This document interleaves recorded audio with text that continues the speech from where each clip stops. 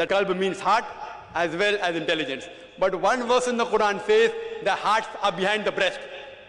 Then what do you have to give the answer for that? And he was quoting a verse of the Quran from Surah Hajj, chapter 22, verse number 46, which says that their eyes are not blind. It is the heart which is in their breast which is blind. So Quran says the eyes are not blind. It is the heart which is within the breast which is blind. Today science tells us eyes see, heart cannot see. So isn't this verse unscientific? Here the translation has to be heart. It can't be intelligence. So I tell him, I agree with you, the heart has got two translations. But the word used for breast is sadar. Sadar. Sadar also has got two meanings. One is breast and the other is center. You know how we have the head of an institution, we say sadar of the institution. Like how we have center, if you have been to Pakistan, how in India we have choke. Over there they have centers. Sadar so and so in Pakistan. Center so and so. Sadar also means center. So the correct translation is, the eyes is not which is blind. It is the intelligence which is within the center which is blind. Same, I started my talk by quoting a verse of the Holy Quran from Surah Taha, chapter 20, verse number 25 or 28, which says, Rabbi shrah li sadri. O my Lord, increase my breast for me. Rabbi shrah li sadri wa yassir li amri wahlul 'uqdatam min lisani yafqahu qawli. This was a dua made by Musa alayhi salam when he was asked by Allah subhanahu wa ta'ala to go and deliver the message to the people. He asked Allah, oh my Lord, increase my breast for me. See, breast is not the correct translation. What's the breast got to do with this message? It means, oh my Lord, increase my center for me. Rabbi shrah li sadri wa yassir li amri, and make my task easy for me. Wahlul 'uqdatam min lisani yafqahu qawli, and remove the impediment from my speech, so that they will understand me. As you know, Musa alayhi salam was a stammerer. And if you know, whether fortunately or unfortunately, even I happen to be a stammerer. In childhood I was a stammerer. Therefore, at the beginning of every talk, and even the beginning of this talk, I said, and I made dua to Allah subhanahu wa ta'ala, Rabbi shrah li sadri.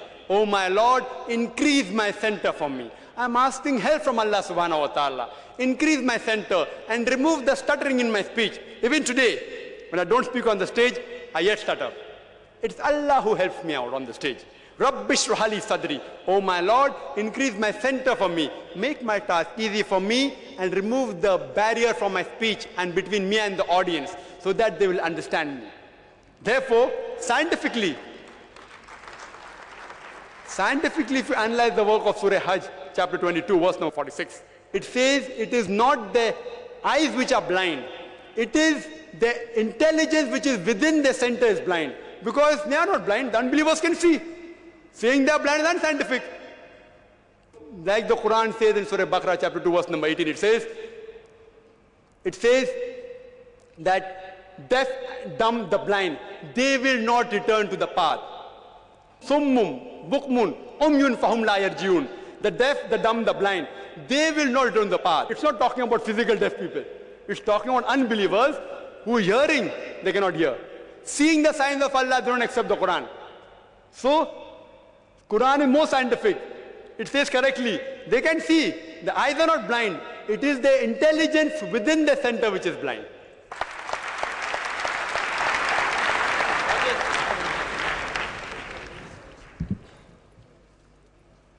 The next question from a brother on my left. Assalamu alaikum to everybody who are present here. My name is Kalim Shah. I'm practicing interior designing in Bombay.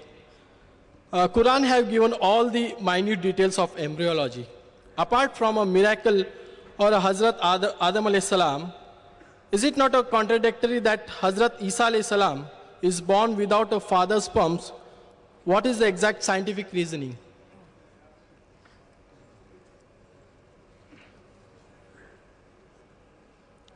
The brother posed the question that how can you prove scientifically the miracle of Jesus, peace be upon him, that he was born without a father, without male intervention. Brother, as I said in my talk, a miracle is an unusual event for which human beings cannot give an explanation. It's an unusual event which is attributed to supernatural power, to God Almighty. The miracles which took place in the past most of them, does not give an opportunity to analyze them today, because we can't go back in the past. We can't go back in the past. There are few miracles which give us an opportunity to examine them. Now, all the prophets of Allah subhanahu wa ta'ala who came before Prophet Muhammad, peace be upon him, they were only sent for their people. Only for their people. And the message was for a limited time period. Therefore, even the miracle was for a limited time period. What miracles they did then satisfied those people. Those miracles, just by saying that Jesus Christ was born without any father, will not satisfy an unbeliever. Why? He can't go back in time and verify. Because all the messengers that came before Prophet Muhammad, peace be upon him, they were meant only for their time, not for eternity. But Prophet Muhammad, peace be upon him, he is the messenger of Allah subhanahu wa ta'ala, who is the last and final messenger. He was not only sent for the Muslims or the Arabs, he was sent for the whole of humanity. And his message is still eternity.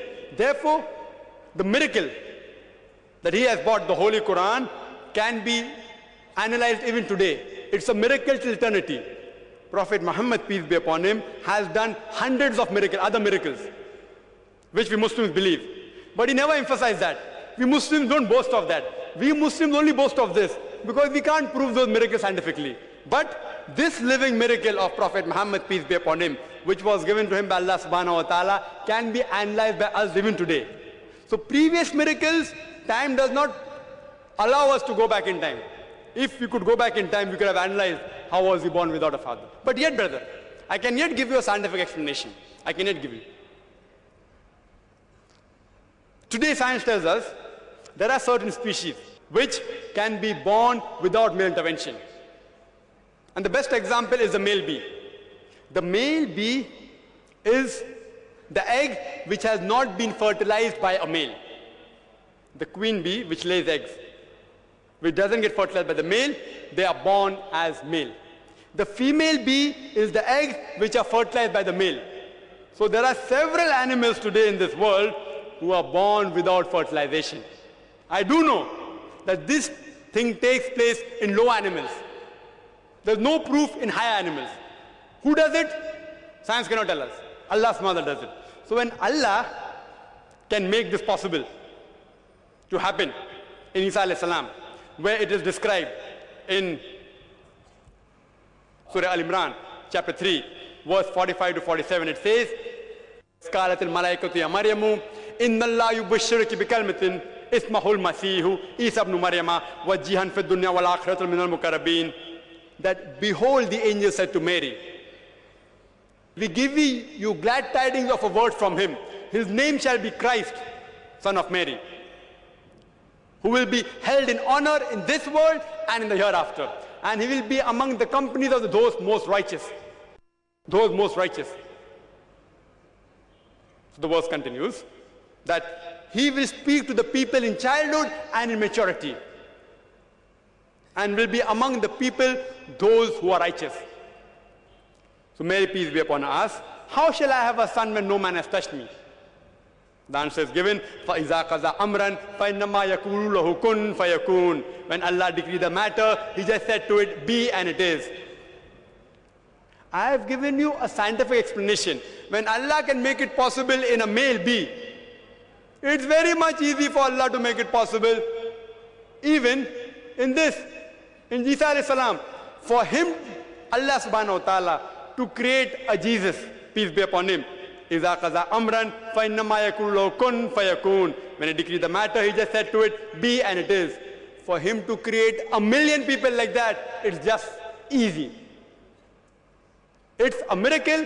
I'm not telling you Jesus Christ, peace be upon him, was born like that, like the male bee. I don't know. I have given you a scientific explanation. When it's possible there, why can't Allah make it in the higher animals, the human beings? I hope that answers the question. Assalamu alaikum, Brother Zakir. My name is Sania. I'm a revert Muslim. The question is, in your lecture, you mentioned